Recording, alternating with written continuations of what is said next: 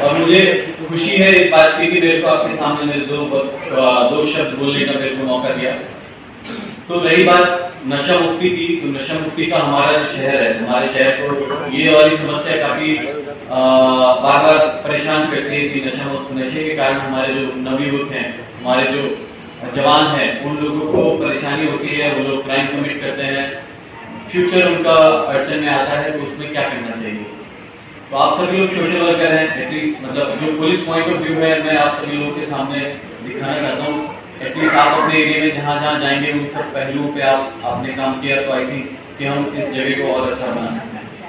नशे को लेके मेरी खुद की थ्योरी है कि सबसे इम्पोर्टेंट चीज, हम जब जन्म लेते हैं तो हमारा जन्म होता है हमारे परिवार में, और हमारे लिए रोल मॉडल होता है हमारे माता, हमारे पिता। हमारे माता पिता अगर अपना बिहेवियर उत्कृष्ट क्वालिटी का रखते हैं, अपना मोरालिटी, अपने एथिक्स बहुत ही अच्छे रखते हैं, तो बच्चा हूबहू उनको कॉपी करने की कोशिश करता है। एंड आई थिंक आप सभी लोगों ने देखा भी होगा, बच्चे से हम पूछते हैं कैसा बनना चाहते हो, तो बोलते हैं मम्मी जैसा बनना चाहते हैं, पापा जैसा बनना चाहते हैं। वो जो प्राइमरी ऑर्गन है हमारी खुद की पर्सनैलिटी का, वहां पे अगर गड़बड़ हो गई तो वहीं से दिक्कतें शुरुआत हो जाती है। क्योंकि स्टार्टिंग में हमारी फैमिली होती है जो हमें संभालती है, उसके बाद जैसे थोड़ा बहुत सूझबूझ आने लगती है तो हम स्कूल में चले जाते हैं, फिर हमारे पेरेंट्स भी हमारी लाइफ में, हमारे टीचर्स भी हमारी लाइफ को शेप करने में मदद करते हैं, साथ ही साथ दोस्त भी आ जाते हैं। दोस्त आते के साथ ही कुछ दोस्त अच्छे होते हैं, कुछ दोस्त खराब होते हैं। वहां पे अगर माँ बाप का गाइडेंस नहीं रहेगा कि आपको कौन से दोस्तों को चूज करना है, कौन सी आपको जो बेसिकली फ्रेंड सर्किल है आपका कौन सा होना चाहिए, वो गाइडेंस में अगर अपने को कमी हो गई तो वहीं से दिक्कतें आनी शुरू हो जाती है। मेरी लाइफ में मैं आपको उदाहरण बताता हूँ कि सैनिक स्कूल में, तो जब मैं सैनिक स्कूल में पढ़ा था तो वहां पर तो ये सब ड्रग्स और ये सब फालतू चीजों का स्कोप ही नहीं था, because that's more like military system था, हमारे को बाहर जाना ही अलाउ नहीं था, तो ये सब चीजें तो बहुत जरूरी था। बट जब मैं आईआईटी में आया था तो डेफिनेटली ड्रग्स का जो पूरा, अगर आप एक इशू देखेंगे तो अफगानिस्तान, नीचे हमारा मलेशिया, पूरा हमारा जो इंडियन, इसको हम एक ट्रायंगल बोलते हैं, अफगानिस्तान, पाकिस्तान और इंडिया, जो कश्मीर एरिया है वहां से ड्रग्स का इनफ्लो होता है। बेसिकली पूरा विश्व में ड्रग्स का फ्लो कैसे होता है, वो ऊपर अपना नॉर्थ वेस्टर्न साइड से हमारा ड्रग्स का फ्लो होता है। तो ड्रग्स का जो इशू है ये हमें नहीं, पूरा विश्व झेल रहा है। पॉइंट इज कि हमारे जो बच्चे हैं, हमारी जो युवा पीढ़ी है, उनकी लाइफ खराब नहीं होनी चाहिए, उनको हमारे को सही रास्ता दिखाना है। चीजें खराब तो आपके समाज में बहुत सारी चीजें ऑलरेडी हैं। फॉर एग्जाम्पल अगर हम लिकर की बात करते हैं तो लिकर तो हमारे को लाइसेंस दिया जाता है लिकर के शॉप का, बट हमारे को ये सूझबूझ होना चाहिए कि क्या उसमें सही है, क्या उसमें गलत है। उसी तरीके से ड्रग्स की अगर हम बात करें और अगर हम ऐसा इमेजिन करें कि कोई जादू की छड़ी हो जाएगी, पूरे शहर से, पूरे भारत से ड्रग्स चला जाएगा, तो वो नहीं हो सकता।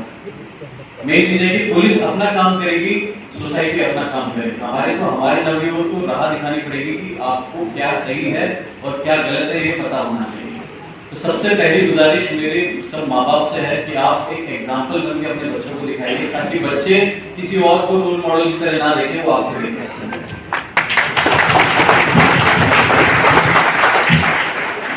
उसके बाद अब जब हम अपनी स्टूडेंट लाइफ में आ जाते हैं, तो मैं भी उसी लाइफ से गुजरा हूँ। स्टूडेंट लाइफ में बहुत सारे पुश एंड पुल आते रहते हैं हमारी लाइफ में, क्योंकि एक तरफ प्रेशर रहता है हमारी सोसाइटी का, जिसमें आपको परफॉर्म करना है, 10th में अच्छी परसेंटेज लानी है, 12th में अच्छी परसेंटेज लानी है, फिर आईआईटी में जाना है, अच्छी जॉब करनी है, आईएएस बनना है, आईपीएस बनना है। ये प्रेशर सोसाइटी की तरफ से कंसिस्टेंटली रहता है। दूसरी तरफ बच्चे का जो मेंटल जो स्ट्रेंथ है, उस चीज को झेलने का जो स्ट्रेंथ है, वो वेट करता रहता है। मैं इन सब चीजों में ऊंची नीच में आया हूँ, मतलब कभी ड्रग्स का मैं कभी ऐसा पढ़ा नहीं, बट मेरे दोस्तों को मैंने देखा है। तो इस पुश पुल के चक्कर में बच्चे जब हमारे डिप्रेशन में जाते हैं और संगत गलत मिल जाती है, तो वो चाहते ना चाहते उस रास्ते को चूज कर लेते हैं। और वो रास्ता ऐसा है कि एक बार अगर आप घुस गए तो बाहर आना मुश्किल है, क्योंकि जब तक आप बाहर आओगे तब तक आप अपनी लाइफ के 2, 3, 4, 5 साल बर्बाद कर चुके होगे, और तब आप पीछे मुड़ को देखोगे कि ये मेरा दोस्त था, ये आज इतना अच्छा ऑफिसर बन गया है, ये इतना अच्छा इंजीनियर बन गया है, ये इतना अच्छा कमाने लग गया, मैंने क्या किया, तो मेरी लाइफ खराब होगी। मेरे भी आईआईटी में एक तो मेरे सीनियर्स थे जो इस ड्रग्स के केसेस में फंस चुके थे, उनको कॉलेज से डिबार किया गया था, 4 साल उनका कॉलेज से उनको सस्पेंड किया गया था, एंड देन वो आज भी अपने बैच से अगर मैं कहूँ आपका परफॉर्मेंस वाइज या फिर आपका अपनी लाइफ में सक्सेसफुल होने का अगर हम पैरामीटर रखें तो वो बहुत पीछे है। ये सारी चीज मैं आपको समझा रहा हूँ, बट ये सारी चीज हमारे बच्चों को समझना पड़ेगा कि वो रास्ते में पहुंचना बहुत आसान है, बट एक बार आप चले गए तो वापस आना बहुत मुश्किल है। और मेरा ये एनालिसिस है कि कोई भी इंसान अगर ये गलत लत पकड़ता है, सिर्फ ड्रग्स की छोड़ो, ड्रग्स है, लिकर है, सिगरेट है, व्हाटएवर इट इज, अगर गलत लत पकड़ता है तो बिलीव मी, ये मेरा खुद का एनालिसिस है, कम से कम 10 परिवार उसमें बर्बाद होते हैं। मैं आपको एग्जांपल दे सकता हूँ।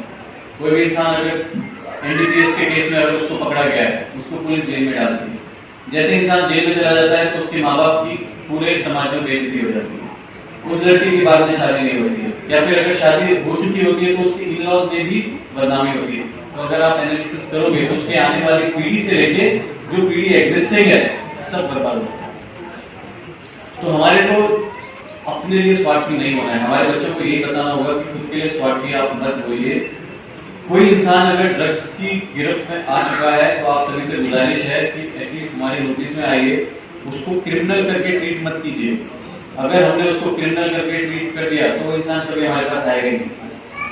और जब तक ऐसे लोग जो समाज में हैं, जो ड्रग्स की गिरफ्त में आ चुके हैं, उनको हम सपोर्ट नहीं देंगे तो वो जस्ट लाइक एक गंदी मछली पूरे तालाब को गंदा कर देगी, तो वो इंसान और लोगों को अफेक्ट करता है। और आजकल ये सोशल मीडिया, इंस्टाग्राम, फेसबुक, इससे इतना ज्यादा लोगों को फैशन हो गया है कि गलत चीजों को अपनाने का लोगों में ज्यादा ट्रेंड आ गया। टीआरपी को लेके कोई इंसान वेपन, अभी अपना शिवाजी नगर में भी समृद्धि एक्सप्रेस वे पे कुछ लोग वेपन लेके घूम रहे थे, आपने देखी होगी न्यूज़, उसमें पुलिस ने उनको जेल में डाल दिया। तो अंत यही है, मेरा कहने का मकसद ये है कि अंत यही है, उस अंत को जितना जल्दी हमारे बच्चे समझ लें उतना आसान है। अब रही बात पुलिस पॉइंट ऑफ व्यू से, तो मैं आप सभी लोग को बताना चाहता हूँ कि हमारे डिपार्टमेंट से आपको जो भी सपोर्ट चाहिएगा वो हम करने के लिए तैयार हैं। और कोई इंसान अगर उसमें फंस चुका है, कोई इंसान उससे बाहर निकलना चाहता है, तो बहुत सारे आप जैसे एनजीओज हैं, सोशल वर्कर्स हैं, हमारे पास हटी के डीन साहब भी आए हुए हैं, तो हम उनको बाहर निकालेंगे, हम उनको रिहेबिलिटेट करेंगे सोसाइटी में, एंड मैं खुद उनको करियर गाइडेंस करूंगा, आई कैन से। पर मुझे पूरे सोसाइटी की तरफ से, समाज की तरफ से कोऑपरेशन की रिक्वायरमेंट है। मैंने इतनी जगह स्पीचेस दी है अभी तक इस ड्रग्स वाले केस में, थोड़े दिनों पहले मैं नारेगांव में भी गया था, यहाँ पे भी पहले मैं इसी मुद्दे पे मैं बोल चुका हूँ, जिंसी में भी गया हूँ। हर जगह मैं यही कहता हूँ कि आपको कोई भी इंफॉर्मेशन है, कुछ भी आपको बताना है, आप मेरे पास आइए। आपका नाम मैं किसी को लीक नहीं होने दूंगा। आपको लगता है इस जगह पे ड्रग्स चल रहा है, आप मेरे पास आइए, बिकॉज जब तक आप मेरे पास नहीं आएंगे, जब तक ये कम्युनिकेशन सिर्फ वन वे है, तो पुलिस इसमें कुछ कर नहीं पाएगी। आपको मेरे पास आके बताना पड़ेगा, एंड आई कैन गारंटी आपका नाम किसी को नहीं पता पड़ेगा। आप मेरा फोन नंबर ऑलरेडी पब्लिक है, आप मेरे को कभी भी मैसेज कर सकते हैं।